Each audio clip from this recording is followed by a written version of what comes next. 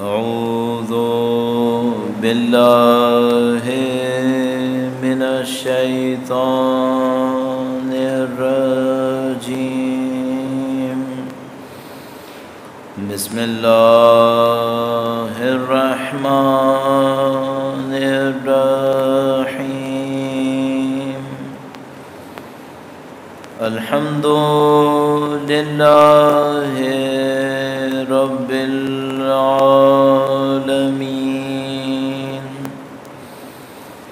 والصلاة والسلام على سيد الأنبياء والمرسلين، حبيب إله العالمين أبي القاسم محمد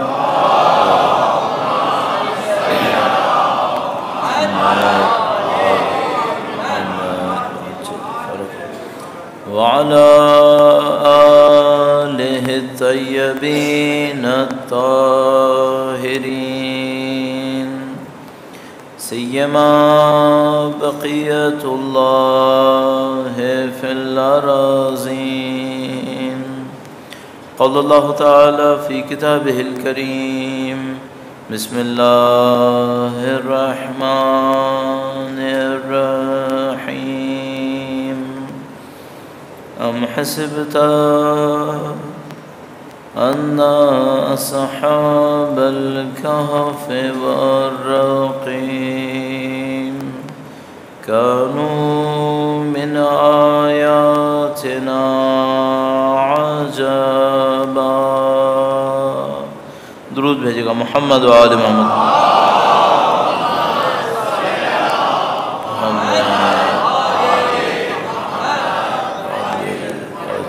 پروردگار عالم کا انتہائی لطف و کرم ہے، انتہائی احسان ہے. اس نے ہمیں دین مبین، قرآن و اہل بیت کی معرفت نصیب فرمائی ہے، سید الشہداء کی محبت سے نوازا ہے، اس فرش عزا پر بیٹھنے کی سعادت عطا فرمائی ہے.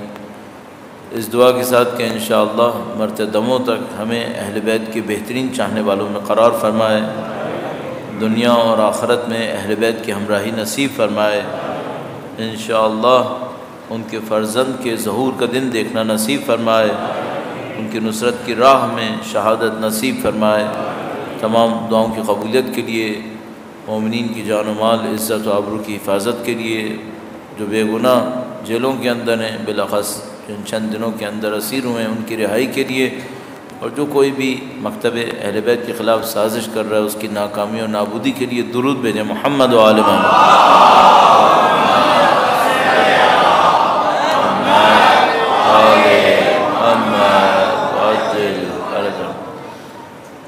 پروردگار عالم نے اس کائنات کو اپنی عظیم الشان خلقت کے طور پر، جس کے اندر انسان اشرف مخلوقات قرار دیا ہے،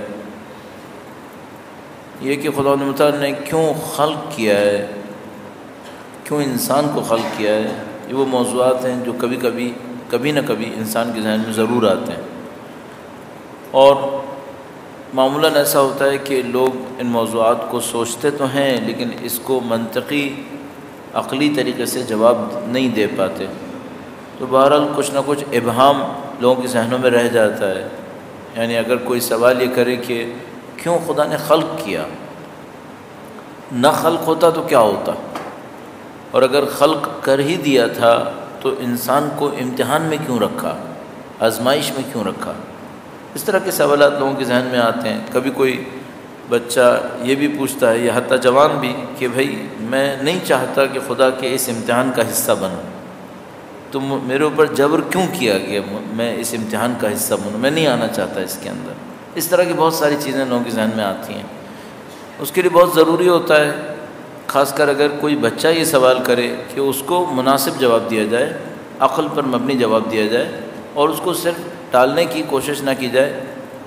گزشتہ سالوں میں ہم نے بچوں کی تربیت کے حوالے سے جو مجالس عرض کی، اس کے اندر اس بات کے اوپر اصرار کیا کہ بچے کا جو سوال کرنے والا ذہن ہو، اس کا باقی رہنا بہت ضروری ہے، اور وہ صرف اس صورت میں باقی رہ پائے گا کہ اس کو صحیح جواب ملتے رہیں.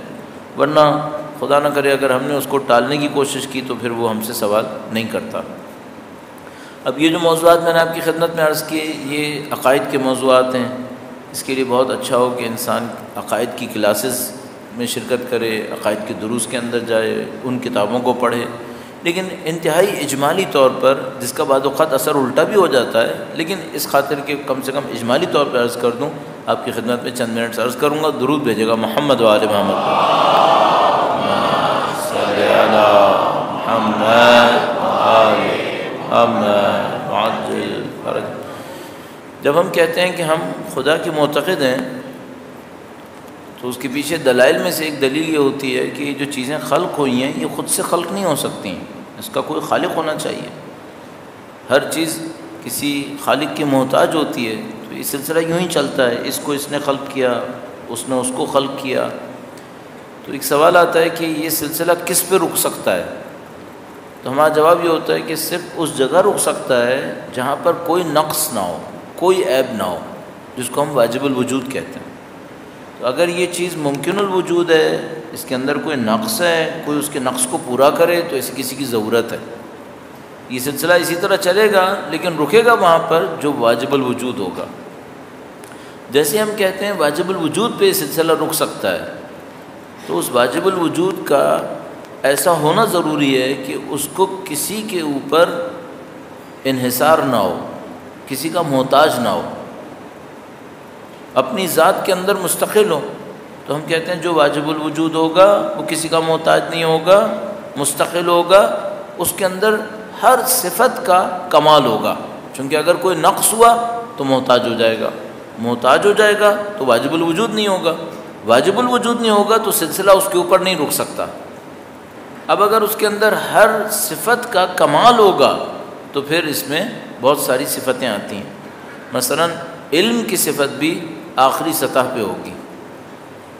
میں کچھ چیزوں کو نوٹ کرتا ہوں تو اس سے مجھے تھوڑی سی پریشانی ہوتی ہے۔ یہ بعد میں جو ریکارڈنگ دیکھنے والے ہوتے ہیں یہ ہم سے بہت کہتے ہیں کہ لوگوں سے کہا کریں کیمرے کے سامنے سے نہ گزریں، کیونکہ بعض اوقات وہ جو گزرنے میں ان لوگوں کو ایڈیٹنگ کرنی پڑ جاتی ہے، بیچارے یہ لوگ پریشان ہوتے ہیں پھر بعد میں، یا بعض اوقات کبھی کوئی اسی کے سامنے کھڑا ہو جاتا ہے تو اس کی ساری گدی کے بال ریکارڈنگ میں جا رہے ہوتے ہیں، تو بعد میں دیکھنے والے کہتے ہیں مولانا ہم مجلس دیکھنے آتے تھے لیکن کسی کے بال دیکھنے پڑ جاتے ہیں ہمیں۔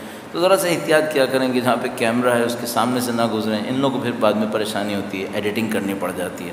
درود بھیجیں محمد و آل محمد، صلی علی محمد و آل محمد وعجل فرج۔ تھوڑا سا جھک کے چلے جائیں تو معاملہ حل ہو جاتا ہے، یا پیچھے سے آ جائیں، ایسا کوئی راستہ کر لیں۔ تو جس کے اندر کوئی نقص ہوگا وہاں پہ بات رکے گی نہیں، وہ ممکن الوجود ہوگا۔ جس میں کوئی نقص نہیں ہوگا وہ واجب الوجود ہوگا، وہاں پہ بات رک سکتی ہے۔ جب واجب الوجود ہوگا تو اس میں صفتیں ہوں گی، اس میں کمال ہوگا، ہر صفت کا کمال ہوگا۔ تو اب سوال یہ ہے کہ آیا خلق کرنا، خالق ہونا اچھی صفت ہے یا نہیں ہے؟ تو ہم کہتے ہیں ہاں بھائی خالق ہونا اچھی صفت ہے۔ یہ واجب الوجود میں ہوگی یا نہیں ہوگی؟ ہم کہتے ہیں ہاں، چونکہ صفت اچھی صفت ہے اس کا واجب الوجود میں ہونا ضروری ہے۔ کمال پہ ہونی چاہیے یا تھوڑی سی کم ہونی چاہیے؟ ہم کہتے ہیں نہیں، تھوڑی سی کم بھی قبول نہیں ہے، کمال پہ ہونی چاہیے۔ تو خلقت، خالق ہونا واجب الوجود کے اندر کمال پہ ہونا چاہیے۔ اچھا، اگر کوئی خالق کمال کا ہے، یعنی جس کو کہتے ہیں مطلق، اس کے اندر کوئی کمی نہیں ہے، تو اس کا مطلب کیا ہوتا ہے؟ خالق کمال کا ہونے کا مطلب یہ ہوتا ہے کہ اگر کسی چیز کے خلق ہونے کا امکان ہوا تو خالق خلق کر دے گا، اس کو کوئی روک نہیں سکتا۔ اس کی مثال عرض کرتے ہیں۔ اس کی مثال یہ ہے کہ فرض کر لیجئے کوئی آدمی ایسا ہے کہ اس کے دل میں دوسروں کو مدد کرنے کی خواہش ہے، چاہتا ہے دوسروں کی مدد کرے۔ اب اس کے سامنے ایک آدمی آیا اور اس نے اس سے نہیں کہا کہ میری مدد کرو، لیکن اس کے حال سے پتہ ہے کہ اس کو مدد کی ضرورت ہے، تو یہ مدد کرے گا یا نہیں کرے گا؟ تو ہم کہتے ہیں یقیناً کرے گا۔ اچھا، کیوں نہیں کرے گا؟ اگر مجبور ہوا تو نہیں کرے گا، نہیں جانتا ہوا تو نہیں کرے گا، کسی بھی وجہ سے اس کو کسی کمی کا خطرہ ہوا تو شاید نہیں کرے گا۔ لیکن اگر یہ سب نہ ہوا، جانتا بھی ہوا، طاقت بھی ہوئی، کمی کا مسئلہ بھی نہیں ہوا، تو پھر مدد کرے گا یا نہیں کرے گا؟ پھر تو یقیناً کرے گا۔ تو ہم کہتے ہیں کہ یہ جو خدا ہے، یہ جو واجب الوجود جس کے اوپر معاملہ رکا تھا، یہ علیم ہے، ایسا علم رکھتا ہے جس میں کوئی کمی نہیں، قدیر ہے، ایسی قدرت رکھتا ہے جس میں کوئی کمی نہیں ہے، خالق ہے، ایسا خالق ہے اس میں کوئی کمی نہیں ہے۔ تو اس کا مطلب کیا ہوا؟ اس کا مطلب یہ ہوا کہ اگر کسی مخلوق کے خلق ہونے کا امکان ہوا تو خدا یقیناً اسے خلق کر دے گا، امکان نہیں ہے کہ خدا خلق نہ کرے۔ اب سوال یہ ہے، کیا خدا نے کوئی ایسی مخلوق خلق کی ہے جس کے اندر سارے کمالات پہلے دن سے موجود ہوں؟ ہم کہتے ہیں ہاں خلق کی ہے، وہ فرشتے ہیں، سارے کمالات ان کے اندر موجود ہیں، انہوں نے کسب نہیں کیے ہیں، کمائے نہیں ہیں، خود سے ہیں۔ کیا خدا نے ایسی مخلوق خلق کی ہے جس کے اندر کوئی کمال نہیں ہے اور کما بھی نہیں سکتا؟ ہاں وہ بھی خلق کیے، ان کو ہم جمادات کہتے ہیں۔ کیا خدا ایسی کوئی مخلوق خلق کر سکتا ہے کہ اس کے اندر کوئی کمال نہ ہو؟ چاہے تو سارے کمال لے لے اور چاہے تو جو ہے اس کو بھی چھوڑ دے، یہ کر سکتا ہے؟ تو ہم کہتے ہیں کر تو سکتا ہے، پھر جیسے آپ نے کہا نا کہ پاسبلٹی تو ہے، اس کا مطلب کیا ہے؟ خدا نے خلق کر دیا ہے، چونکہ خدا کی خالقیت میں کوئی رکاوٹ نہیں ہے۔ جیسے آپ کہیں گے کیا کوئی ایسی مخلوق ہو سکتی ہے جو پیدائش کے وقت ہماری مثال میں ایسے ہی 0 ہو، چاہے تو 100 پہ جائے، چاہے تو 0 کے بھی -100 چلا جائے، ایسا ہو سکتا ہے؟ ہم کہیں گے ہاں ہو تو سکتا ہے۔ جیسے آپ نے کہا ہو سکتا ہے، اس کا مطلب ہے خدا نے خلق کر دی ہے۔ وہ مخلوق ہے انسان۔ انسان خلقت کے نظام میں ایسی مخلوق ہے جو پیدائش کے وقت، خلق ہوتے وقت فرض کر لیتے ہیں کہ تمام کمالات کی طاقت رکھتی ہے اور تمام کمالات کو کھونے کی بھی طاقت رکھتی ہے۔ چاہے گا تو کمالات لے لے گا، نہیں چاہے گا تو جانوروں سے بھی بدتر ہو جائے گا، یہ بھی ہو سکتا ہے۔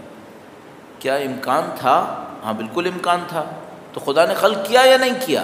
کر دیا، وہ انسان ہے۔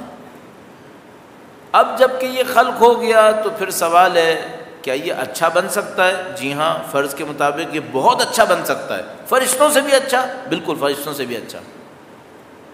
کیا یہ برا بن سکتا ہے؟ بالکل برا بن سکتا ہے۔ کتنا برا؟ پتھروں سے بھی پست۔ بعض انسانوں کو خدا متعال فرماتا ہے کہ یہ جو انسان ہے یہ آتش جہنم کا ایندھن ہے، پتھروں سے ہی پست ہو جائیں گے۔ اب اگر ایسا ہے کہ انسان فرشتوں سے بھی اچھا بن سکتا ہے تو اس کے اندر ایک ایسا پہلو چاہیے جو اسے فرشتوں سے بہتر بنائے، اور اگر یہ انسان اتنا پست بن سکتا ہے تو پست بننے کے لیے بھی کوئی پہلو چاہیے کہ اس کو اتنا پست لے کے جائے۔ تو سمجھ لیجیے اس انسان کے اندر عوامی مثال کے مطابق ایک سیڑھی چاہیے اوپر جانے کے لیے، ایک سیڑھی چاہیے نیچے جانے کے لیے۔ جس کی مرضی آئی اوپر کی سیڑھی سے اوپر جائے، جو نہیں چاہ رہا وہ نیچے کی سیڑھی سے نیچے جائے۔ وہ جو اوپر کی سیڑھی اوپر جانے کے لیے ہے وہ روح ہے، اور جو نیچے کی سیڑھی نیچے جانے کے لیے ہے وہ جسمانی خواہشات ہیں۔ اگر کوئی اپنی روح کو ترقی دینے پر آ گیا تو وہ اوپر کی سیڑھی کو پکڑ کے اوپر جا رہا ہے، اور اگر کوئی اپنی روح کو بھلا بیٹھا، نفس کو بھلا دیا اور نفس کی ساری صلاحیتوں کو دفن کرنا شروع کر دیا، سمجھ لیجیے اس نے نیچے کی سیڑھی پکڑ لی ہے، اب وہ نیچے جا رہا ہے۔ اس کو آئے کریمہ نے فرمایا قد افلح من زکاہا وقد خاب من دساہا۔ وہ کامیاب ہوگا جو نفس کا تزکیہ کرے گا۔ تو جو انسان اپنی روح پہ محنت کرے گا، اپنے نفس کے اوپر محنت کرے گا، اس کو پاکیزہ بنائے گا۔ کیا مطلب پاکیزہ بنائے گا؟ غلط صفتوں کو دور کرے گا، اچھی عادتوں کو اندر لائے گا، یہ انسان اوپر کی سیڑھی پہ چڑھ رہا ہے، یہ اوپر چڑھے گا۔ اور جس نے یہ کام نہیں کیا اور وہ لگ گیا اپنی حیوانی خواہشات کے اوپر، طاقت میرے پاس آ جائے، شہرت میرے پاس آ جائے، لذتیں مجھے ملتی رہیں، سب کو میں محروم کر دوں، میرے پاس یہ میرے پاس وہ، جو اس راستے پہ چل نکلا وہ اس نیچے کی سیڑھی پہ جا رہا ہے۔ خدا نہ کرے نعوذ باللہ تعالیٰ یہ اپنی حیوانی نفسانی خواہشات کے اندر اتنا پست ہو سکتا ہے کہ کہیں سے کہیں پہنچ جائے۔ اچھا اب سوال آگے بھی ہے، میں جلدی جلدی اس کو ختم کرتا ہوں. وہ یہ کہ اگر انسان یہ کر سکتا ہے کہ نفسانی خواہشات کو کنٹرول کر کے اوپر جائے، اور یہ بھی ہو سکتا ہے کہ نفسانی خواہشات کی لے میں بہہ کر نیچے چلا جائے، تو پھر ایک اور چیز بہت ضروری ہے، اسے کہتے ہیں امتحان. امتحان بہت ضروری ہے، ورنہ کیسے پتہ چلے گا کون اوپر گیا کون نیچے گیا؟ تو بیچ میں امتحان آ گیا کہ اب جب کہ انسان یہاں پہ ہوگا تو اس کے سامنے کچھ امتحان آئیں گے. اگر وہ ان امتحانوں میں اپنے تزکیہ نفس سے کامیاب ہوا اوپر جائے گا، خدا نہ کرے نعوذ باللہ تعالیٰ اگر وہ امتحان میں ناکام ہو گیا تو پھر وہ نیچے جائے گا. اصل معاملہ اس دنیا کے اندر ہمارا اور آپ کا یہ ہے، یہ اصلی معاملہ ہے. باقی سب چیزیں فروعات ہیں، کہاں جاب کروں گا، کہاں سوؤں گا، کیا کھاؤں گا، کدھر بیٹھوں گا، یہ سب چیزیں فروعات ہیں. اصلی مسئلہ ہماری زندگی کا یہ ہے، قد افلح من زکاہا وقد خاب من دساہا. درود بھیجے گا محمد و آل محمد، صلی علی محمد آل محمد وعجل فرج. اچھا اب ہمارے ساتھ ایک مشکل ہے، یہ جو میں نے آپ کی خدمت میں عرض کیا یہ آپ نے اپنی زندگی میں سینکڑوں دفعہ سنا ہوگا. آپ کہیں گے بھئی ہم کب انکار کر رہے ہیں کہ روح ہے، ہم کب انکار کر رہے ہیں کہ نفسانی خواہشات کا مقابلہ ہونا چاہیے. لیکن انکار تو کوئی نہیں کرتا، لیکن روح کے ہونے کو احساس بھی بہت کم لوگ کرتے ہیں. بدن تو آئینے میں نظر آ جاتا ہے، صبح صبح اٹھتے ہی دیکھنا ہوتا ہے، لیکن روح ہے بھی یا نہیں ہے تو کیسی روح ہے یہ ہمیں نہیں پتہ چلتا. اب کوئی آئینہ بھی ہمارے پاس نہیں ہے جو ہمیں یہ دکھائے کہ ہماری روح کیسی ہے، یہ بھی ہمیں نہیں پتہ. اچھا اگر ہم سے کوئی یہ کہے کہ کیا تمہیں شک ہے کہ روح ہے یا نہیں ہے، یہ بھی نہیں کہیں گے ہم کہ ہمیں شک ہے، ہم کہیں گے نہیں ہمیں معلوم ہے کہ روح ہے. تو اگر روح ہے تو اس کی بہتری کے لیے کیا کرنا چاہیے؟ اس کی بہتری کے لیے کیا کروں؟ چونکہ روح کو ہی مجھے تربیت دینی ہے نا، تزکیہ کرنا ہے، بہتر سے بہتر بنانا ہے. تو چند پوائنٹس ہوتے ہیں، جس طرح جسم کے لیے مثلا لوگ ایکسرسائز کرتے ہیں، پرہیز کرتے ہیں، دوائیاں لیتے ہیں تاکہ جسم صحیح رہے، روح کے لیے بھی کچھ کام کرنے پڑتے ہیں تاکہ انسان کی روح ترقی کرے، انسان کی روح کمالات کو حاصل کرے. وہ کمالات کیا ہوتے ہیں پہلے وہ بھی تھوڑا سا عرض کر دیں، پھر اس کے بعد اس بات کے اوپر کہ انسان اپنی روح پہ کام کرے تو کیسے کام کرے اور کیا کرے. درود بھیجے گا محمد و آل محمد، صلی علی محمد.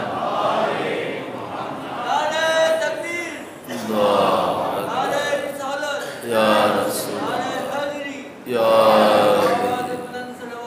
اللہم صلی علی محمد محمد. تو وہ کمالات کیا ہوتے ہیں جو انسان کے نفس کو حاصل ہونے چاہیے اسی دنیا کے اندر؟ بعض اوقات جب ہم لوگ ایسی باتیں کرتے ہیں تو لوگ یہ سمجھنے لگتے ہیں کمالات کا مطلب یہ ہوتا ہے کہ جیسے میں پچھلی دفعہ میں شاید کہیں آپ سے عرض کیا کہ میں ہاتھ یوں کروں اور آپ سے کہوں کیا چاہیے اور مٹھی کھولوں اور دے دوں، یہ ہو گیا کمال. بعض لوگ یہ سمجھتے ہیں کہ مثلا میں بیمار تھا، میں آپ کے پاس گیا اور میں نے آپ سے کہا کہ ذرا میرے اوپر ایک پھونک مارنا میری بیماری دور ہو جائے، آپ نے پھونک ماری میری بیماری دور ہو گئی، یہ ہو گیا کمال. بعض لوگ یہ سمجھ رہے ہیں کمال یہ ہے. اچھا یہ میں عرض کرتا چلوں آپ کی خدمت میں، جس طرح ڈسپرین گولی ہے بدن پہ اثر کرتی ہے، کافر ہو مسلمان ہو، فاسق ہو فاجر ہو، متقی پرہیزگار، ڈسپرین کو اس کا کچھ نہیں پتہ، وہ اثر کرے گی. فنا ملٹی وٹامن ہے، وہ باڈی پہ اثر کرے گا چاہے وہ مسلمان ہو چاہے وہ کافر ہو. اس طرح روح کے اندر کچھ طاقتیں ہوتی ہیں، وہ اپنا اثر کریں گی چاہے مسلمان ہو چاہے کافر ہو، فاسق ہو یا متقی ہو، وہ اپنا اثر کرتی ہیں. تو مثال کے طور پر اگر کوئی ان کاموں کے پیچھے پڑ گیا، اس کے بھی کئی راستے ہیں، یہ سب بھی ہو سکتا ہے، لیکن اس کا اخروی کمال سے کوئی تعلق نہیں ہے، کوئی تعلق نہیں ہے. آپ کو کوئی ہندو مل جائے گا ایسے ایسے کام کرے گا، آپ حیران رہ جائیں گے کہ بھئی یہ کیا کر دیا اس نے. اور کوئی نہیں معلوم، میں دوسرے مذاہب کو نہیں عرض کرنا چاہ رہا، ہر مذہب کے اندر لوگ ایسے مل جائیں گے عجیب و غریب کام کرنے والے. کوئی مل جائے گا مثلا عیسائی ہے، وہ جادو کر رہا ہے، وہ کسی بیمار کو کہتا ہے کھڑے ہو جاؤ، وہ کھڑا ہو جاتا ہے. مسلمان بھی یہ کر لے گا. تو بعض اوقات انسان سوچتا ہے کہ بھئی ان کاموں کا تعلق دین سے ہے یا نہیں ہے. تو میں عرض کر رہا ہوں ان کاموں کا تعلق اس طرح سے دین سے نہیں ہے. یہ جو چند چیزیں ایسی ہوتی ہیں، کچھ بتا دیا، کچھ سنا دیا، کچھ پھونک مار دی، یہ کر دیا وہ کر دیا، یہ ہر آدمی کر سکتا ہے اگر نفس پر اسی لیے کام کرے. اب نہ ہو کہ کچھ لوگ اسی کے پیچھے چل پڑیں کہ چلو ہم بھی کر کے دکھائیں گے، اس کا کوئی فائدہ نہیں ہوگا. اس سے آخرت نہیں بنتی. آخرت کس بات سے بنتی ہے؟ آخرت اس بات سے بنتی ہے جو خدا نے کہا ہے وہ کیا ہے یا نہیں کیا ہے. آخرت اس سے بنتی ہے. آخرت کا اس سے کوئی تعلق نہیں ہے. آپ جب ہاتھ میں چاہیں گے الائچی لے آئیں گے، امرود لے آئیں گے، سیب لے آئیں گے، اس کا آخرت سے کوئی تعلق نہیں. یہ جادو ہے. یہ مثلا میں نے چند جن پکڑ لیے، میں نے یہ کر لیا، میں وہ کر دوں گا، اس کا آخرت سے کیا تعلق ہے؟ کوئی ایک روایت ملی ہے جس میں اہل بیت نے کہا یہ کر کے دکھاؤ. ایک روایت کوئی لے کر آئے جس میں اہل بیت نے کہا جاؤ تو ہمارے چاہنے والے ہو، مثلا نعوذ باللہ تعالیٰ تو 4 جن پکڑ کے لاؤ. کس نے کہا؟ کبھی انہوں نے کہا کہ مثلا تم پھلوں کو اس طرح بناؤ اور یہ کرو اور وہ کرو. یہ چیزیں نہیں سکھائیں انہوں نے. ہاں مثلا ان کے چاہنے والے اپنی ترقی کے اندر ایسی جگہوں پہ پہنچ جاتے ہیں کہ یہ بھی کر دیتے ہیں. یہ ایک علیحدہ معاملہ ہے. انہوں نے یہ نہیں کہا کہ یہ تمہارا ہدف ہے زندگی کا، نہیں، یہ زندگی کا ہدف نہیں. تو مثال کے طور پر آپ اور میں جو یہاں پہ موجود ہیں، اب کوئی انسان سوچنے لگتا ہے کہ میں بس چاہتا ہوں کہ میں اللہ کی راہ میں عبادت کروں، اچھی اچھی نمازیں پڑھوں، پھر مجھے ایسے ایسے خواب نظر آئیں گے، میں سب لوگوں کو کل بتاؤں گا تمہارے ساتھ یہ ہونے والا ہے. کیا بچپنا ہے؟ اس لیے عبادتیں نہیں ہوتی. اگر کوئی اس لیے عبادت کرتا ہے اس کو کوئی ثواب نہیں ملے گا. پھر یہی چیز اس کا ثواب بن جائے گا، پھر آخرت سے محروم ہو جائے گا وہ. ان چیزوں کی خاطر کوئی عبادت نہیں ہونی چاہیے کہ میں کشف کر کے دکھاؤں گا کہ کیا ہو گیا، میرے لیے کیا ہونے والا ہے. اس طرح سے نہیں ہونا چاہیے. عبادت صرف عبادت کے لیے ہونی چاہیے، اللہ کی بندگی کے لیے ہونی چاہیے. آپ اپنے نفس کے اوپر جو بھی تزکیہ کریں الحمدللہ کریں، یا مثلا عبادات کریں، نماز پڑھیں، شب پڑھیں، تہجد کو پھیلا، جو کچھ بھی پڑھیں، زیارات آپ پڑھیں، ان سب کا ہدف صرف ایک ہونا چاہیے، مجھے اللہ کا بندہ بننا ہے. کیا مکاشفہ ہوگا، کون سی طاقت میرے پاس آئے گی یا نہیں آئے گی، اس کا بندگی سے کوئی تعلق نہیں ہے. خدا نے چاہا دے، نہیں آتا نہ دے. آپ کو اپنی جادوگری تھوڑی کام کرنا ہے. تو اعزان محترم، یہ بات تو بالکل واضح کہ اس کا اس سے کوئی تعلق نہیں ہے. اب اپنی روح پہ کوئی محنت کرنا چاہتا ہے تو کیا کرے؟ ہاں یہ پتہ ہے تزکیہ نفس کرنا ہے. تزکیہ نفس کرنا چاہتا ہے تو کیا کرے؟ بہت سادہ سی بات ہے کہ جو اللہ نے پسند نہیں کیا ہے، مثلا جھوٹ خدا کو پسند نہیں ہے، حسد خدا کو پسند نہیں ہے، بغض، دشمنی، نفرتیں یہ خدا کو پسند نہیں ہے، انہیں نکالو. یہ دنیا کا سب سے مشکل کام ہے. سب سے مشکل کام دنیا کا یہ ہے، باقی سب آسان ہے. وہ کوئی بندہ خدا اسی ٹائپ کا تھا، جادو وادو دکھانے والا، وہ کہیں غلطی سے عراق پہنچ گیا، نجف پہنچ گیا. اب اس بیچارے کو پتہ نہیں کس نے پھنسایا کہ وہاں کا ایڈریس دے دیا، وہ وہاں پہنچ گیا. اب وہ جا کے وہاں پہ اپنے جادو دکھانا شروع کر دیا اس نے. تو مثال کے طور پر میں نے کتاب میں پڑھا کہ وہ زمین سے چند فٹ اونچا کھڑا ہو جاتا تھا، اونچا ہو کے بیٹھ جاتا تھا. اب لوگ اس کو دیکھتے تھے تماشا کہ بھئی یہ کیا انسان ہے، یہ 4 فٹ اوپر کھڑ کے بیٹھ گیا، تو یہ کیا ہوا. تو ایک عارف تھے، پتہ نہیں نام لینے میں شاید کوئی قباحت نہیں ہونی چاہیے، لیکن پتہ نہیں کہ میں ذہن میں نہیں آ رہا کہ نہیں ابھی نام نہ لوں، کچھ اور کہیں اور سے مکس ہو جاتا ہے. بعض لوگ نام کی مشابہت کی وجہ سے کچھ اور سوچنے لگتے ہیں. بہرحال ایک عارف تھے، ان کو بتایا گیا کہ آقا صاحب وہ ایسا ہے. وہ حیات تھے، ابھی کچھ عرصے پہلے ان کا انتقال ہوا ہے قم کے اندر. اس وقت نجف اشرف میں تشریف فرما تھے. تو ان کو بتایا کہ مثلا اس طرح سے کوئی آدمی آیا ہوا ہے، پتہ نہیں ہندوستان سے آیا تھا، کہاں سے آیا تھا، وہ اس طرح سے چند فٹ اونچا اٹھتا ہے اور اس طرح کے کچھ کارنامے دکھاتا ہے. تو انہوں نے کہا، انہوں نے اس کو اوائڈ کیا، انہوں نے اس کے پر توجہ نہیں دی. تو وہ جو بیوقوف تھا وہ ایک دفعہ ان کے سامنے کھڑا ہو گیا اپنا کرتب دکھانے کے لیے. تو ایک دفعہ آیا اور ان کے سامنے کھڑے ہو کر اس نے اپنے آپ کو زمین سے اونچا کیا. اچھا انہوں نے دیکھا کہ بس اب جو ہے وہ بہت ہو گئی ہے، یعنی چلو چل رہا تھا. انہوں نے جوتی اٹھائی، ہوا میں پھینکی، اس جوتی نے اتنا اس کے سر پہ مارا کہ زمین پہ گرا دیا اس کو. ٹھیک ٹھاک زمین کے اوپر گر گیا. پھر انہوں نے جوتی اپنی سمیٹی اور چلے گئے. اس کے بعد وہ آیا ان کے پاس کہنے لگا کہ مجھے آپ سے صرف ایک بات پوچھنی ہے، خواہشات پہ کنٹرول کیسے کرتے ہیں؟ اس کو فوراً پتہ چل گیا کہ جو جادو میں کر رہا ہوں نا اس سے بڑا ان کے پاس ہے، اور اس کو یہ بھی پتہ چل گیا کہ یہ جو انہوں نے کیا ہے اس کا تعلق خواہشات کو کنٹرول کرنے سے ہے۔ تو کہنے لگا کہ یہ تو مجھے پتہ چل گیا کہ آپ استاد ہو، یہ بتاؤ یہ کرتے کیسے ہیں؟ ان سے خواہشات کنٹرول نہیں ہوتی، یہ اس چیپٹر سے محروم رہ جاتے ہیں۔ پھر کچھ چیزوں میں کنٹرول کر لیتے ہیں، باقی میں نہیں کر پاتے۔ مثلا اپنی اس خواہش کو کنٹرول نہیں کر پائے کہ اپنی طاقت کسی کو دکھانے کے محتاج ہیں، مرتے ہیں اس بات کے اوپر کہ اپنی طاقت دکھائیں۔ جو اللہ کا بندہ ہوتا ہے، عارف ہوتا ہے، وہ کبھی اس خواہش میں نہیں مر رہا ہوتا ہے، وہ چھپاتا ہے، وہ ہمیشہ چھپاتا ہے۔ تو اس کو سمجھ میں آ گیا کہ اس نے چھپا کر اپنے آپ کو ایسی طاقت پہ پہنچا لیا جو مجھ سے بہت زیادہ ہے۔ تو وہ راز پوچھنے آیا کہ یہ کام کیسے کرتے ہیں، ہم سے یہ نہیں ہو پاتا۔ تو ہم لوگوں کو بھی پتہ نہیں ہمارے دین نے ہمیں کیا دینا چاہا ہے۔ ہم لوگ بعض اوقات کچھ اور چیزیں دیکھتے ہیں تو متاثر ہو جاتے ہیں۔ مثلا ایک آدمی نے مجھے کہا کہ وہ فلاں آدمی ہے نا، وہ کھولتے گھی میں کھڑا ہو جاتا ہے، اسے کچھ نہیں ہوتا۔ یہ سب چیزیں ہم لوگوں کے لیے بہت بڑی بن جاتی ہیں۔ ہم لوگوں نے اس کو دینداری سمجھا ہے، یہ دینداری نہیں ہے۔ دینداری اللہ کی بندگی کا نام ہے، اس بندگی میں کوئی نمائش نہیں ہوتی۔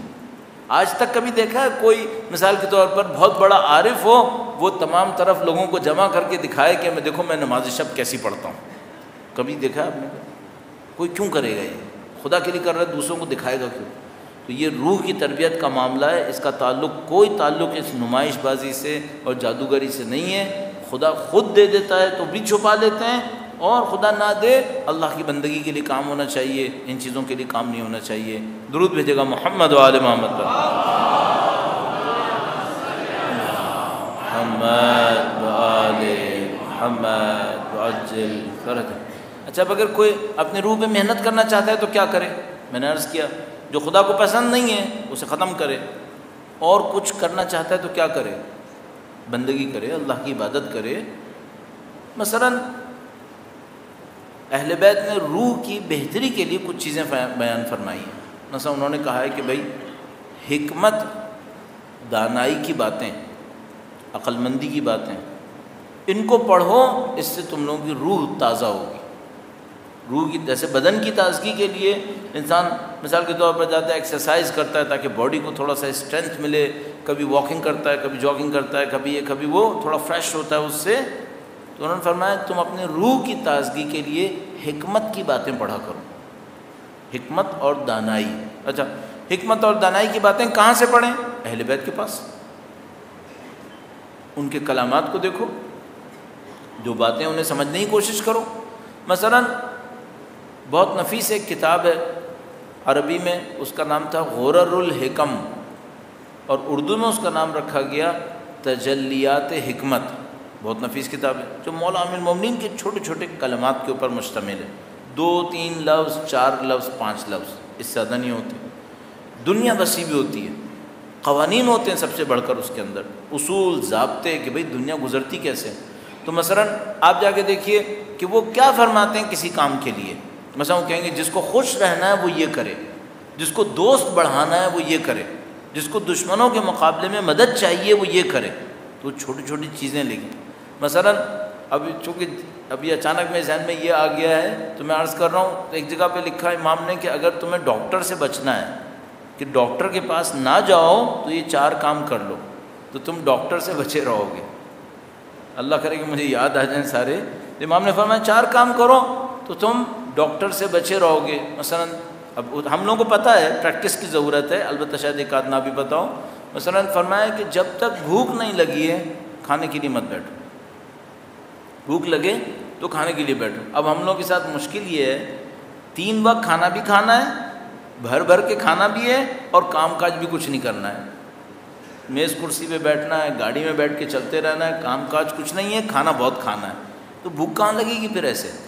تو پھر ایک کھانا کم کر دو، کم سے کم دوپہر کھانا کم کرے انسان تاکہ صبح کو کھائے، پھر رات کو کھائے، کم سے کم بھوک لگ کے کھائے۔ تو امام فرماتے ہیں اگر تمہیں ڈاکٹر سے بچنا ہے پہلا کام یہ کرو، جب تک بھوک نہیں لگی ہے دسترخوان پہ مت بیٹھو۔ دوسری بات فرمائیے بھوک ختم ہونے سے پہلے دسترخوان سے اٹھ جاؤ۔ آپ نے کھانا شروع کیا، آپ کو یہ لگا، مجھے یہ لگا مثال کے طور پر کہ بھائی میں اگر مثلا اتنی پلیٹ بھر کے کھاؤں گا تو میرا پیٹ پورا بھر جائے گا، تو پھر اتنی پلیٹ مت لو، آدھا لے لو، تھوڑا سا بعد میں اضافہ کر لو، تھوڑی سی بھوک سے پہلے اٹھ جاؤ۔ امام نے فرمایا اس سے تم ڈاکٹر سے دور رہو گے۔ جو ڈاکٹر یہاں بیٹھا ہو وہ بیچارہ چڑھ رہا ہوگا کہ میرے بزنس کا کیا ہوگا اگر یہ سب ایسے ہی کرنے پہ آ گئے، اللہ کہیں اور سے برکت دے دے گا انشاءاللہ۔ تیسری بات امام نے فرمائی کہ خوب چبا چبا کے کھاؤ، جو بھی کھا رہے ہو خوب چبا چبا کے کھاؤ۔ اب ظاہر امام کے کلام کے ہوتے ہوئے مجھے کوئی اور بات نہیں کہنی چاہیے تھی، مثال نہیں کہنی چاہیے تھی، لیکن بہرحال میں چونکہ ہم لوگ کمزور لوگ ہیں اس لیے اس بات کی تائید کے لیے، البتہ شاہد مثال کے لیے کہ اس کی ایک مثال میں نے دیکھی ہے، 96 سال کا تقریباً ایک آدمی مجھے ملا، 96 ایئرز، 94 یا 96 ایئرز، یہیں گلشن اقبال میں رہتے تھے، شاید ابھی حیات ہوں، بعد میں مل نہیں پایا، تو 94 یا 96 ایئرز۔ تو میں نے ان سے پوچھا کہ بھئی آپ نے ماشاءاللہ، اور 94 96 ایئرز میں بھی گھوم رہے ہیں، پھر رہے ہیں، پودے لگا رہے ہیں، یہ کر رہے ہیں، میں کہا ماشاءاللہ خوب توانائی آپ کے اندر، تو یہ ہوتا کیسے ہے؟ تو اس نے کہا کہ 2 کام کرو۔ اس وقت میں نے یہ روایت بھی نہیں پڑھی تھی مولا امیر المومنین کی۔ اس نے کہا 2 کام کرو، نمبر 1 جھوٹ نہیں بولنا۔ کہنے کہا جھوٹ بولو گے زندگی کم ہو جائے گی، جھوٹ نہیں بولنا۔ دوسری بات یہ کہ جتنا بھی کھاؤ اتنا چباؤ کہ کم سے کم پیسٹ بن جائے، منہ کے اندر جیسے ٹوتھ پیسٹ ہوتا ہے اتنا پیسٹ بن جائے، پھر پیٹ میں نکالنے کے لے کے جانا، اس سے پہلے نہیں لے کے جاؤ، خوب چباؤ۔ مولا نے فرمایا کہ 3 کام یہ ہو گئے۔ چوتھا کام فرمایا رات کو سونے سے پہلے اپنے جسم کو خالی کر کے سو۔ تو مثلا واش روم چلا جائے، جتنا ہو سکتا ہے اپنے آپ کو باڈی کو فریش کرے، خالی کرے، پھر سوئے۔ تو امام فرمایا جو یہ 4 کام کرے گا وہ ڈاکٹر سے دور رہے گا، طبیب سے دور رہے گا۔ اچھا اب گویا یہ بات ہے حکمت کی، لیکن اس کا تعلق جسم سے ہے۔ امام نے بہت ساری ایسی باتیں فرمائیں جن کا تعلق ہماری روح سے ہے، ہمارے معاشرے سے ہے۔ خوشی، میں نے کہا جیسے خوشی، غم، یہ سب چیزیں بہت نفیس جو جملات ہیں، ان میں وہ جملہ جو میں بہت زیادہ اپنے ذہن میں دہرانے کی کوشش کرتا ہوں کہ الدہر یومان، زندگی 2 دن، ایک دن تمہارے حق میں ہے، ایک دن تمہارے خلاف۔ جب تمہارے حق میں ہو تو اتراؤ نہیں، اور جب تمہارے خلاف ہو تو نا امید مت ہونا۔ یہ بہت عجیب جملہ ہے، یہ بہت عجیب بات ہے مولا امیر المومنین کی، اور یہ کائنات کی بڑی عجیب حقیقت ہے اس کے اندر۔ تو یہ جو دانائی کی باتیں ہوتی ہیں، حکمت کی باتیں ہوتی ہیں، یہ روح کے لیے اچھی ہوتی ہیں۔ تو جو آدمی اپنی روح کو ترقی دلانا چاہتا ہے عبادت کے ذریعے سے، مثلا نماز میں توجہ کے ذریعے سے، اس کو چاہیے ان چیزوں پر بھی توجہ دے۔ تو پہلی بات جو ہو گئی مثال کے طور پر یہ دانائی اور حکمت کی باتیں ہو گئیں۔ درود بھیجے گا محمد و آل محمد صلی محمد و آل محمد عجل فرج۔ اس سلسلے میں ایک دوسری بات کیا ہوگی، کچھ تو عبادات ہوتی ہیں جو واجبات ہوتی ہیں، جس کو جیسے ابھی نماز کے بارے میں میں نے آپ کی خدمت میں کچھ چیزیں عرض کی، کچھ واجبات نہیں ہوتی ہیں، عبادات ہیں، واجبات نہیں ہیں، مستحب ہے، بہتر ہے انسان کر لے۔ یہ چیزیں بھی روح کو ترقی دیتی ہیں، یہ چیزیں بھی روح کو ترقی دیتی ہیں۔ اب مثلا مولا کا ایک فرمان آپ کی خدمت میں اور عرض کرتا ہوں، فرمایا کہ اگر دن بھر گناہوں سے بچنا چاہتے ہو تو صبح کو فجر کی نماز کے بعد 11 مرتبہ وہیں بیٹھے رہو جہاں فجر پڑی، جہاں فجر پڑی وہیں بیٹھے رہو، 11 مرتبہ قل ہو اللہ پڑھو، 11 مرتبہ قل ہو اللہ پڑھو۔ فرمایا دن میں گناہوں سے امان ملے گی، دن میں گناہوں سے امان ملے گی۔ البتہ ظاہر ہے اگر کوئی آدمی گناہ کا بالکل طے شدہ ارادہ کر کے بیٹھا ہو کہ ہر روز یہ گناہ کروں گا، ظاہر ہے وہ کیسے بچے گا پھر۔ لیکن ایک دفعہ کیا ہوتا ہے، میں نے ارادہ کیا کہ گناہ نہیں کروں گا، شیطان کی کسی دام میں پھنس گیا، تو گویا امام فرمانے کہ نہیں، اگر تم نے یہ کام کیا تو تم شیطان کے دام سے بچ پاؤ گے۔ یا مثلا میرا ذہن یہ کہتا ہے کم سے کم اتنا ہوگا کہ جب گناہ سامنے آئے گا تو تمہارا دماغ کہے گا یہ گناہ ہے، اس میں مجھے نہیں پھنسنا چاہیے، پھر تمہارے ہاتھ میں ہے پھنسے یا نہیں پھنسے، لیکن تمہارا ذہن وارن ضرور کر دے گا۔ تو امام نے فرمایا کہ صبح کو فجر کی نماز کے بعد وہیں بیٹھ کر 11 مرتبہ قل ہو اللہ پڑھ لو۔ جی 11 مرتبہ قل ہو اللہ بڑی عجیب چیز ہے، میں نے ٹریولنگ میں اس کو بہت آزمایا ہے، سفر میں اس کو بہت آزمایا کہ جب کبھی میں سفر کرنے شروع کرتا تھا، کچھ سفر بڑے لمبے لمبے سفر کیے تھے، بائی روڈ کے مثلا کوئی سخت سفر تھے جس میں لگتا تھا کہ بھئی بہت چیلنجز آئیں گے، تو ہم نے اس بات کو طے کیا کہ بھئی جہاں گاڑی رکی اور چلی تو ہم 11 مرتبہ قل اللہ پڑھیں گے۔ تو ہم دیکھتے تھے کہ بعض اوقات ایسی چیزیں ہوتی تھیں جن کا کچھ سمجھ میں نہیں آتا تھا یہ کیوں ہو گئیں، اور بعد میں بچے بھی ساتھ ہوتے تھے تو بچے خود کہتے تھے، میں چاہتا ہوں بچے خود دین کو سمجھیں، میں ان کو نہ بتاؤں بار بار، تو بچے خود کہتے تھے کہ یہ جو ہوا ہے نا یہ اسی 11 دفعہ قل اللہ سے ہی ہوا ہے، ورنہ یہ نہیں ہو سکتا تھا۔ بہت ساری چیزیں ایسی ہوتی تھیں۔ تو عبادات میں کچھ واجبات ہیں، کچھ مستحبات۔ مستحبات عبادات کو کرنے سے روح اچھی ہوتی ہے، مکروہات کو چھوڑ دے، کچھ چیزیں مکروہ ہیں انسان کو چھوڑنا چاہیے، اس سے روح کو فائدہ ہوتا ہے۔ ایک اور چیز ہے جس سے روح کو بہت فائدہ ہوتا ہے، اس سے انسان کی روح کو ترقی ملتی ہے۔ آپ کی خدمت میں عرض کروں گا، درود بھیجے گا محمد و آل محمد پر۔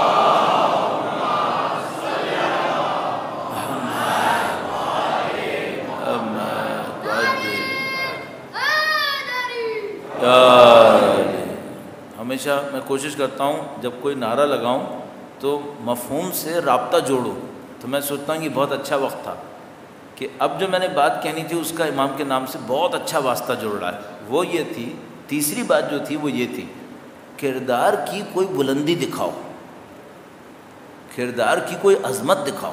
مثال کے طور پر کیا، ایک دفعہ موقع آتا ہے، انسان کسی پوزیشن میں آتا ہے، ایسی کوئی حرکت کر دیتا ہے، اپنے آپ کو رسوا کر لیتا ہے، نعوذ باللہ ذلیل ہو جاتا ہے۔ ایک دفعہ آتا ہے انسان ایک پوزیشن میں آتا ہے، اپنے کردار سے کوئی ایسی چیز دکھاتا ہے، مثلا جیسے خدا کے فرشتے بھی کہہ اٹھتے ہیں خدا تیرا کیسا عجیب انسان ہے۔ یہ ڈگنیٹی ہونی چاہیے انسان کے اندر، انسان کے کردار میں عظمت ہونی چاہیے۔ مثلا لالچ نہیں ہونی چاہیے۔ کسی پوزیشن میں پھنسے جس میں لالچی آدمی آئے گا تو ایک حرکت کرے گا، ہم نہ کریں، کردار کی ڈگنیٹی دکھاؤ۔ مثال کے طور پر ایک موقع ہے، مانگو گے تو مل جائے گا، نہیں مانگو تو کچھ نہیں ہوگا، تو مت مانگو، مانگ کے ذلیل کیوں کرو اپنے آپ کو؟ مانگنا ہے تو خدا سے مانگو، کردار کی کوئی ڈگنیٹی دکھاؤ بھائی۔ مثال کے طور پر ایک موقع ہے، بھائی آپ نے معاف کر دیا تو اچھی بات ہے، نہیں بھی معاف کیا تو کچھ نہیں ہوگا، تو آپ معاف کرو۔ اچھا، لوگوں کو دکھانے کے لیے نہیں، اپنے کردار کے لیے کہ بھئی میرے اندر اچھی کوالٹیز ہونی چاہیے۔ ایک حالت آئی، اس میں کچھ لوگ نا امید ہوتے ہیں، کچھ لوگوں کے اندر امید ہوتی ہے، آپ کے اندر امید ہونی چاہیے، اپنے اندر سے امید دکھاؤ۔ کسی حالت میں لوگ شک میں پڑ جاتے ہیں، کسی حالت میں کوئی یقین پہ باقی رہتا ہے، آپ یقین دکھاؤ۔ تو عزیزان محترم، تیسری چیز جو انسان کی روح کو عظمت دیتی ہے، بلندی دیتی ہے، کمالات دیتی ہے، وہ ہے اعلیٰ کردار کا مظاہرہ کرنا، اعلیٰ کردار دکھاؤ۔ مثلا لالچ نہیں ہونی چاہیے، حسد نہیں ہونی چاہیے، دشمنی نہ ہو، بغض کینہ نہ ہو۔ زیادہ سے زیادہ کوئی آدمی اچھا نہیں لگتا، تھوڑا سا دور ہو جاؤ، دشمنی مت دکھاؤ، پستی مت دکھاؤ۔ بس ایک سمجھنے، ایک لفظ ہوتا ہے کردار کی پستی، ایک ہوتا ہے کردار کی بڑائی، بڑائی دکھاؤ۔ مثلا کسی نے آپ کے لیے کچھ کیا، آپ چاہیں تو اسے کچھ انعام نہ دیں تب بھی چل جائے گا، دے دو، بڑائی دکھاؤ تھوڑی سی۔ اس کو خدا تعالیٰ قرآن میں کہتا ہے فضل، فضل دکھاؤ، فضیلت دکھاؤ۔ تو ہمیں اور آپ کو اگر یہ کرنے کو مل جائے، ہمیشہ اپنے آپ سے پوچھتے رہیں یہاں پر کردار کی فضیلت کیا ہے، فضیلت دکھاؤ۔ تو مثال کے طور پر ایک بندے خدا تھا، اس نے بڑی عجیب بات کہی۔ وہ نیا نیا مسلمان ہوا تھا، سید الشہداء سے متاثر ہو کر۔ تو ہمارے کسی دوست نے اس سے پوچھا کہ بھئی تم اب جو امام حسین سے متاثر ہو کر مسلمان ہوئے ہو تو تمہیں کیا پتہ امام حسین کون ہے؟ کہنے لگے تو مجھے واقعا نہیں پتہ کہ امام حسین کون ہے، لیکن میرے ذہن میں امام حسین کا کوئی خاکہ بنا ہوا ہے۔ تو اس نے کہا کہ اس سے تمہاری زندگی کا کیا تعلق ہے؟ تو کہنے لگا میں یہ کرتا ہوں کہ جب بھی اپنی زندگی میں کسی کام میں پھنستا ہوں، یہ کروں یا یہ کروں، تو میں سوچتا ہوں امام حسین ہوتے تو کیا کرتے۔ اب آپ سوچیں اس کا کردار کتنا بلند ہو جائے گا۔ اس کو کہتے ہیں کردار کی عظمت۔ اچھا، یہ واجب اور حرام سے ہٹ کے ہوتی ہے، اس میں واجب حرام بیچ میں نہیں آتا، یہ واجب اور حرام سے ہٹ کر ہوتی ہے۔ یہ سمجھ لیجیے مستحبات اور فضیلتوں کے دائرے میں چلی جاتی ہے کہ بھائی مثلا میں اگر ایک کام کروں تو دوسرے کا ایک احسان میرے سر پہ آئے گا، بلا وجہ کا احسان، کیوں احسان لوں کسی کا؟ اگر احسان نہیں لینا ہے تھوڑی سی قربانی دینی پڑے گی، دے دو قربانی، احسان مت لو کسی کا، تھوڑی سی قربانی دے دو۔ اس میں جو خدا خوشی دیتا ہے، کردار کی عظمت دیتا ہے، بڑائی دیتا ہے، بہت پائے کیے پہ خدا روح کو بلند کر دیتا ہے، انسان کی روح کو۔ تو احسان محترم، جس چیز کی ہم لوگوں کو بعض اوقات کمی نظر آتی ہے وہ یہ مشکل ہے۔ بعض اوقات ہماری سوسائٹی واجب اور حرام سمجھ لیتی ہے، مستحب مکروہ بھی سمجھ لیتی ہے، لیکن کردار کی عظمت نہیں سمجھ پاتی، کردار کی عظمت نہیں سمجھ پاتی۔ اچھا، یہ تعلقات میں، انسانی تعلقات میں بہت آتا ہے، انسانی تعلقات میں بہت آتا ہے، میاں بیوی کے تعلقات میں، خاندانوں کے تعلقات میں، دوستی یاری میں، یہ بہت زیادہ آتا ہے کہ بھئی فضل دکھاؤ، فضل دکھاؤ، اپنے کردار سے ذرا اعلیٰ پائے کا کردار دکھانا چاہیے۔ اب مثلا یہ اعلیٰ پائے کا کردار کہاں سے ملے گا آپ کو؟ ظاہر ہے کہ خاندان عصمت سے۔ ہر موقع پر کردار کی عظمت دکھاتے تھے، کچھ بھی ہو جائے اپنے کردار کو بلند رکھتے تھے، اعلیٰ پائے کا کردار۔ مثلا مولا چوتھے امام درود بھیجے گا محمد و آل محمد، صلی علی محمد آل محمد عجل فرج۔ برادر خدا کا واسطہ تھوڑا سا ٹائم رہ گیا، ذرا سا ٹائم رہ گیا، اس کو ابھی جان دیجیے۔ مولا امیر المومنین کی ذات پہ درود بھیجے گا محمد و آل محمد، صلی علی محمد آل محمد وعجل فرج۔ مولا مسجد میں تشریف فرما تھے، ایک آدمی پیچھے سے آیا اور اس نے کہا کہ میں نے یہاں پہ کچھ پیسہ رکھا تھا، وہ کہاں گیا؟ امام نے فرمایا مجھے نہیں معلوم، تمہارا پیسہ کہاں؟ اس نے کہا کہ نہیں، آپ کے سوا کوئی تھا ہی نہیں، میں نے یہاں پہ رکھا تھا۔ امام نے فرمایا مجھے نہیں دیا، نہ مجھے معلوم تمہارا پیسہ کہاں ہے۔ ظاہر دنیا کے اصولوں کے حساب سے امامت کے پاس تو علم ہوتا ہے، لیکن دنیا کے اندر رہتے ہوئے انہوں نے کہا نہیں معلوم۔ کہنے کا کہ مجھے آپ پہ شک ہے اور آپ کو میں قاضی کے پاس لے کے جاؤں گا۔ قاضی کے پاس گیا، اب وہ جو قاضی کو اس نے بتایا میں نے ان کے اوپر شک کیا ہے، وہ قاضی پریشان ہو گیا، وہ تو مدینے کا رہنے والا تھا، یہ تو اجنبی تھا۔ اس نے کہا کہ تم کو معلوم ہے تم کس پہ شک کر رہے ہو؟ تو امام نے کہا کہ نہیں، اگر یہ شک کر رہا ہے تو ہم عدالت میں آئیں گے۔ امام عدالت میں آ گئے۔ اب وہ قاضی پریشان ہونے لگا کہ بھئی میں کس طرح سے فرزند رسول کو عدالت میں لے کے آ گیا۔ تو اس نے اس اجنبی سے کہا کہ تمہارے پاس کوئی ثبوت ہے؟ اسلام میں ایسا ہوتا ہے کہ اگر آپ نے کوئی دعویٰ کیا ہے تو 2 شاہد آپ کو لانے پڑیں گے، 2 گواہ لانے پڑیں گے۔ تو قاضی نے کہا کہ تمہارے پاس گواہ ہیں؟ تو اس نے کہا نہیں، میرے پاس گواہ نہیں ہے۔ اچھا، اسلامی عدالت کا اصول ہے کہ اگر میرے خلاف کسی نے دعویٰ کیا تو وہ 2 گواہ لے کے آئے گا۔ اگر وہ 2 گواہ لے آیا تو قاضی مجھ سے کہے گا کہ بھئی تمہارے پاس اپنے دفاع میں کیا ہے؟ اگر میں نے کہا میرے پاس دفاع میں 2 گواہ ہیں اور میں بھی 2 گواہ لے آیا تو معاملہ پھر کچھ اور ہوگا۔ لیکن اگر وہ گواہ نہ لایا، جیسے اس کیس میں تھا، اس نے کہا امام یہاں پیسہ تھا، یہ پیسہ کہاں گیا؟ امام نے کہا مجھے نہیں معلوم۔ اس نے کہا قاضی نے کہا تمہارے پاس گواہ ہیں؟ اس نے کہا نہیں، میرے پاس گواہ نہیں ہے۔ ایسے ایک موقع کے اوپر جس کے خلاف دعویٰ ہوتا ہے، اس کیس میں امام، اس کے اوپر ہوتا ہے کہ یہ قسم کھائے، اور قسم کھا کر کہے کہ اللہ کے نام پہ مثلا قسم کھاتا ہوں کہ یہ دعویٰ صحیح نہیں ہے۔ تو مدعی کے لیے گواہ چاہیے ہوتا ہے جس کو ہم بینہ کہتے ہیں، اور منکر یعنی جو اس کا انکار کرتا ہے دعوے کا، اس کے اوپر ہوتا ہے قسم کھانا۔ تو اس نے کہا بھائی تمہارے پاس گواہ ہے؟ اس نے کہا نہیں ہے میرے پاس گواہ۔ تو اب امام کے پاس آیا اور قاضی نے کہا کہ فرزند رسول ایک قسم آپ نے کھانی ہے اور یہ کہنا ہے کہ اس پیسے سے میرا کوئی تعلق نہیں ہے۔ جب اس نے کہا امام سے کہ آپ قسم کھائیں، تو امام نے کہا کہ میں پسند نہیں کرتا کہ میں خدا کے نام پر پیسے کی خاطر قسم کھاؤں، کہ میں پسند نہیں کرتا۔ اس نے کہا کہ فرزند رسول اگر آپ قسم نہیں کھائیں گے تو مجھے عدالت کے اصول کے مطابق آپ سے یہ کہنا پڑے گا کہ آپ اس کا پیسہ دیں۔ امام نے فرمایا مجھے کوئی مسئلہ نہیں، میں پیسہ دینے کو تیار ہوں، پیسہ دے دوں گا۔ امام نے پیسے دے دیا اسے۔ عدالت لوگ بہت تعریف کی لوگوں نے کہ بھئی فرزند رسول کا کردار اتنا عجیب ہے کہ انہوں نے ایک قسم کھا کر معاملے کو ختم کر سکتے تھے، لیکن خدا کے نام کو پیسے میں لانا قبول نہیں کیا، انہوں نے پیسہ دے دیا۔ تو لوگ بہرحال بہت تعریف کرتے ہوئے چلے گئے۔ امام دوبارہ مسجد واپس آئے، یہ آدمی دوبارہ واپس آیا اور امام سے آ کر کہنے لگا کہ میں آپ کا مجرم ہوں، میں آپ کا مجرم ہوں، یہ آپ کا پیسہ ہے، یہ واپس لے لو۔ امام نے کہا کیا ہوا؟ کہنے لگا میں نے ڈھونڈا تھا، مجھے پیسہ مل گیا ہے،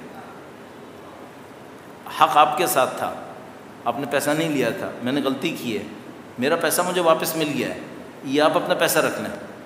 تو امام نے فرمایا کہ جو ہم پیسہ دوسروں کو دے دیتے ہیں اللہ کے نام پر، وہ واپس نہیں لیتے، یا تم خود رکھ لو یا کسی اور کو دے دو، ہم نے اللہ کے نام پہ دے دیا۔ عظمت نہیں ہے کردار کی، اس کو ہم کہتے ہیں کردار کی ڈگنیٹی۔ یہ جو عظمت ہوتی ہے کردار کی، البتہ یہ کاپی کرنے والی نہیں ہوتی، نقل کرنے والی نہیں ہوتی۔ اگر جبر کر کے انسان کو کرنا پڑے تو نقل نہیں کر سکتا یہ، لیکن کبھی کبھی چیلنج لے لے، کبھی کبھی چیلنج لے لے تھوڑا بہت تو اچھا ہے۔ تو مثال کے طور پر کبھی خاندان میں، کبھی دوستی یاری میں کسی نے کوئی کام کر دیا ہے جو اچھا نہیں ہے، تھوڑا سا فضل دکھائے، تھوڑا سا ہاتھ اوپر رکھ کے دکھائے۔ تو مثال کے طور پر کسی نے آپ کو کوئی پیسہ دیا، فرض کرو 100 دیا اور واپسی پہ کہہ رہا ہے میں نے شاید 110 دیا۔ اب آپ کہہ سکتے ہو کہ لاؤ 10 کا ثبوت، 100 تو میں قبول کروں گا، 10 دیا ہو تو لاؤ۔ اگر کر سکتے ہو تو تھوڑا فضل و برتری دکھاؤ کہ اچھا ٹھیک ہے چلو 110 دیا، ختم معاملہ، برتری دکھاؤ تھوڑا سا۔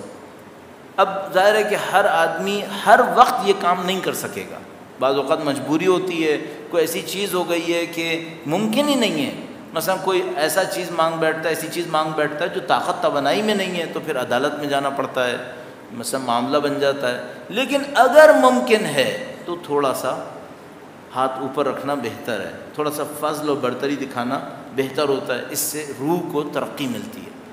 تو اعزان محترم، یہ وہ چند چیزیں ہیں جس سے ہم لوگ اپنے کردار کے اندر تھوڑا سا عظمت حاصل کر سکتے ہیں۔ اچھا، کل ہم کوشش کریں گے اس بات کو عرض کریں کہ جو شخص کردار کی عظمت دکھانا چاہے وہ کیسے پریکٹس کرے، یہ ہوتا کیسے ہے، اس کو کرنے کے لیے کیا تیاری کرنی پڑتی ہے۔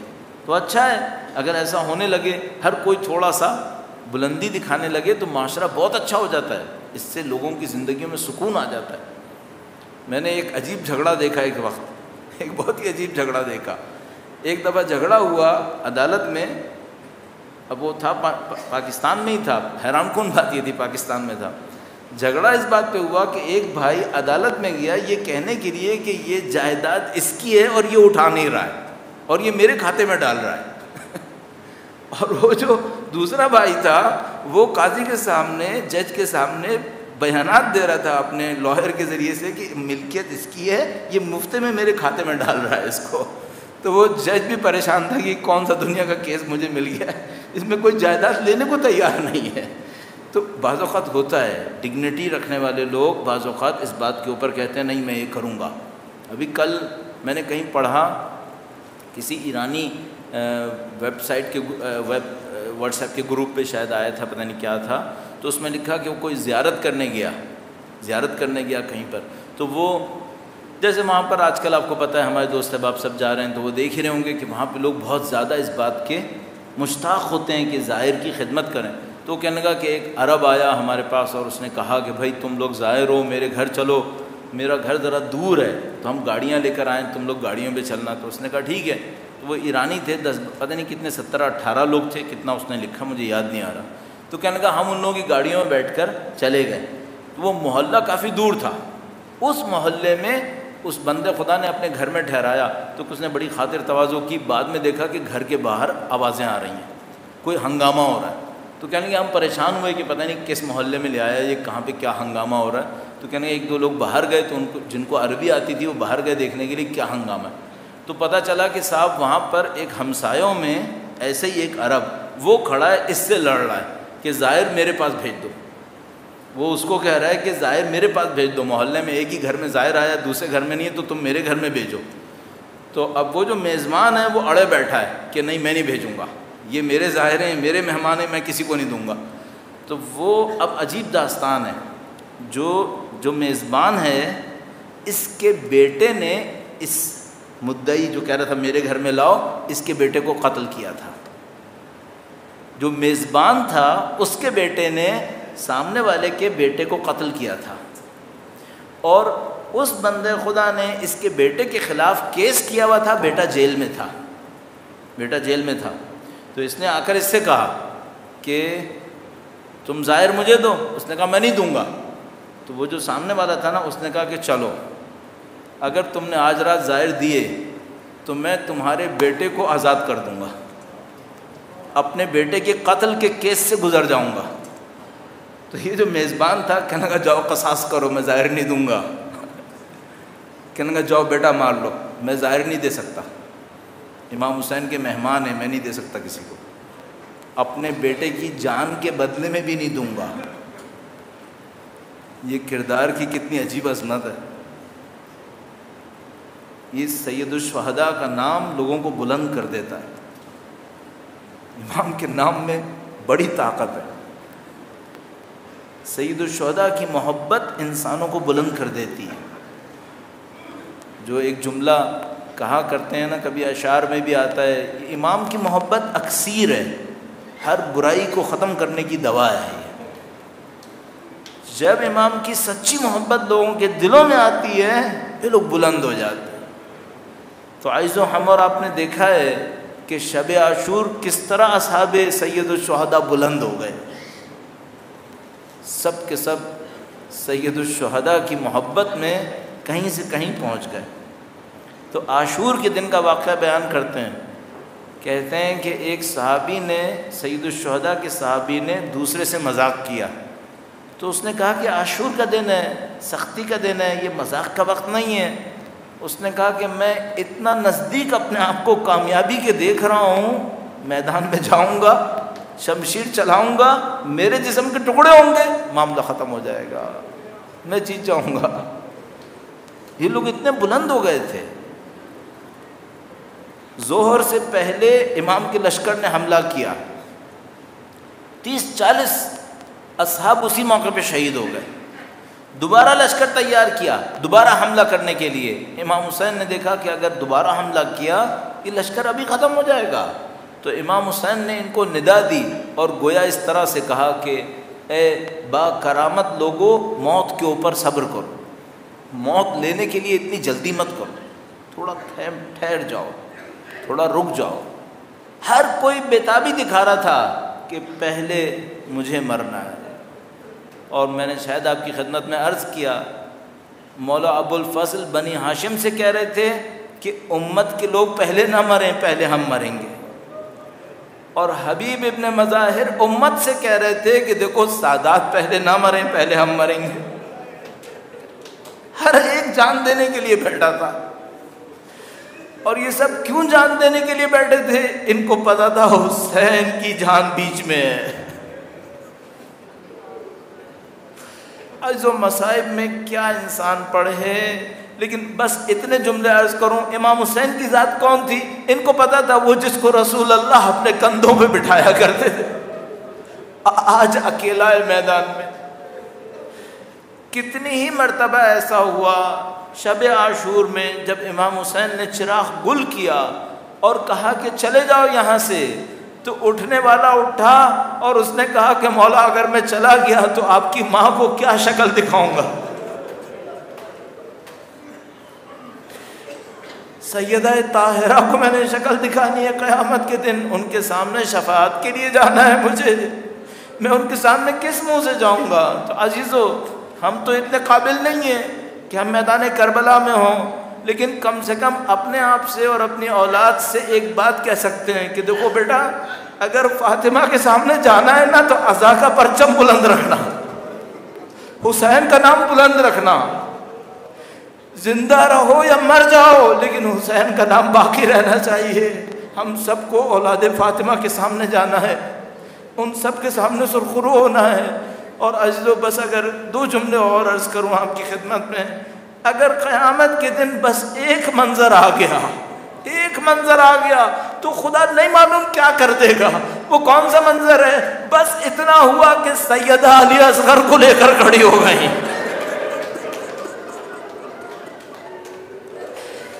اور کچھ نہ ہوا، بس اتنا ہوا کہ سیدہ علی اصغر کو لے کر کھڑی ہو گئی اور خدا سے کہا خدایا بِأَيِّ ذَنبٍ قُتِلَتْ، یہ کس جرم میں مرا؟